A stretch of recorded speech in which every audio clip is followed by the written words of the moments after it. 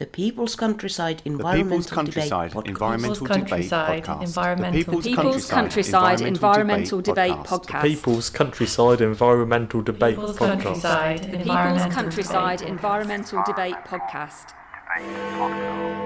We're fishing our oceans to death. Where's the business sense in that? Optimism is better than pessimism. This is the People's Countryside Environmental Debate Podcast with me, Stuart the Wild Man Mabbott, or as one listener calls me, Stewie Sandals. Stewie Sandals. I can't believe you're actually introducing yourself as that because you despise the name Stewie. And Sandals. And Sandals. You despise Sandals. No, I'm not by Sandals. By... Oh, so both Sandals. Okay. Okay, so who are you? I'm William Manclow. Thanks very much for joining us for another episode of this podcast. Yeah, the People's Countryside Environmental Debate Podcast. You listeners send in questions, we conversate around them, try and pick out the environmental learnings from them, and move on to the next question. We've got John from Charlbury in Oxfordshire, England, and we've got Ray back from Sauk Centre, Minnesota, USA. Go on then, crack on. What's the first question? Yeah, John, it's a lovely village, isn't it, Charlbury? Beautiful, as long as you're not in a wheelchair. You didn't get the dig there, did you? Anyway, so... What, a lovely village? Lovely village, yeah. I shouldn't have had to explain that. But anyway, John, thank you very much for your question. It's a lovely village. We're fishing our oceans to death. Where's the business sense in that? Would we then become vegan and vegetarian? Okay, well, we are fishing our oceans to death. And in part, it's big business, trawling. Mm. In part, it's just the small fisherman just trying to pay his way. He's got no other living. He's got no pathway to earn anything else. Yeah, I mean, we have to look at our consumption, the way we fish, allow fishermen to be sustainable. They want to be sustainable. They want to be here in 100 years' time. It's all driven by consumerism, though, isn't it? If that wasn't there, I mean, the whole idea of shark fin soup, for example, that literally a shark will be taken out of the water, the fin cut and put back in, just because somebody wants a particular type of soup. The business sense, well, it isn't, but the big business in fish just move on to something else. Will we become vegetarian and vegan if we run out of fish? No, we'll move on to something else. Yeah. Well, there's plenty of animals, almost because there's plenty of fish in the sea. That's not a great analogy, William. But there's plenty of animals out there that we like to eat, and we like to use. Now, my environmental angle on this one is what would convince you to go vegetarian or vegan? Would it be health? Would it be principles? Would it be, just give it a go? Would it be so detestable if you ate a vegetarian or vegan meal? You know, even if you're a meat eater, just give it a go because you might actually find you like it. Exactly, yeah. And what I would add to that action there, Stuart, is see it as vegetables as becoming more part of your diet. Often with veganism and vegetarianism, it's kind of seen as either or, black or white. You're either going to eat meat or you're not going to eat meat. Why don't you think about an action would be just maybe one day a week where you don't eat meat and actually make the vegetables the centre of your food. One of the best things you have at your fingertips is the internet. Think of a dish, and then just type in the word easy recipe for whatever that dish is, a vegetarian dish or vegan dish. And it will give you the instructions, it will give you the ingredients, and generally speaking, it will be very easy and straightforward. So you just have one meal a week. And what you might find is you actually really enjoy that, and you might actually have it more than once a week.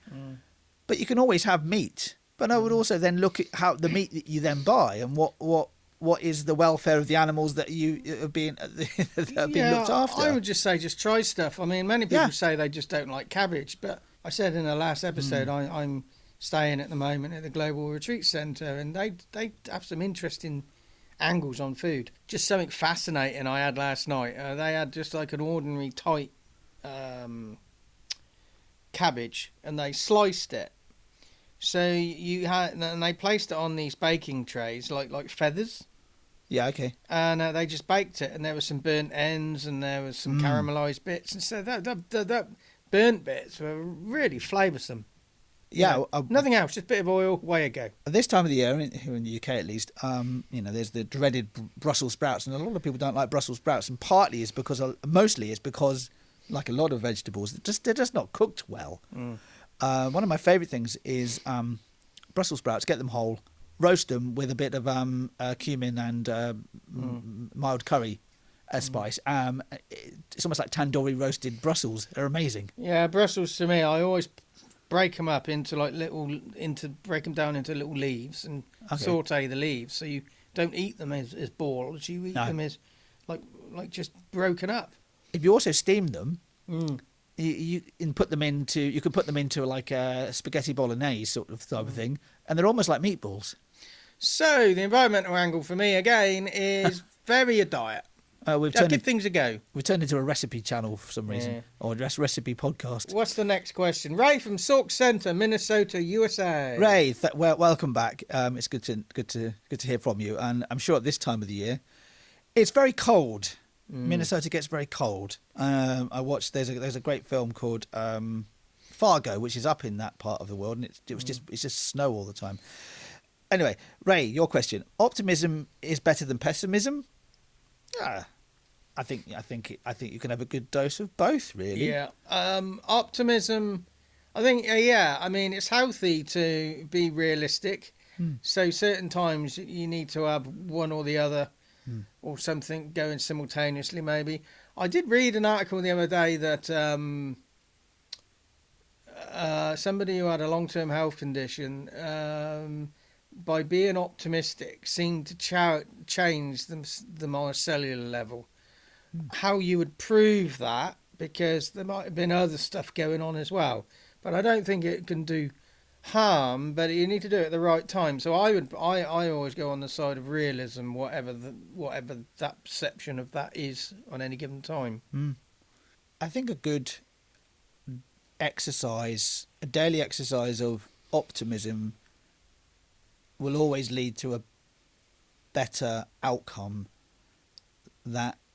I always try and look for the learning in something, and that could be a pessimistic thing.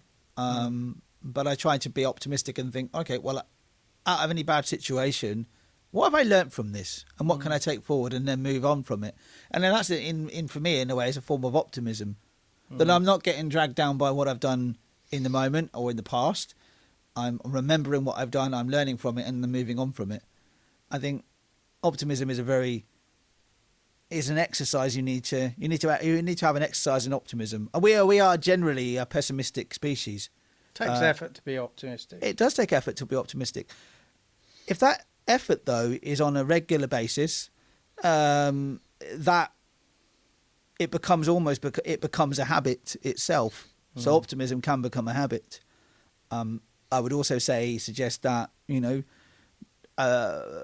disengaging from your thoughts and tapping into meditation and into your inner strength as well is also part of optimism for me.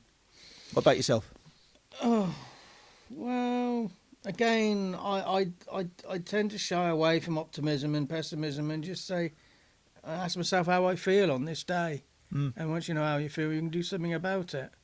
Yeah. So I'd rather know how I feel than just be blindly one or the other.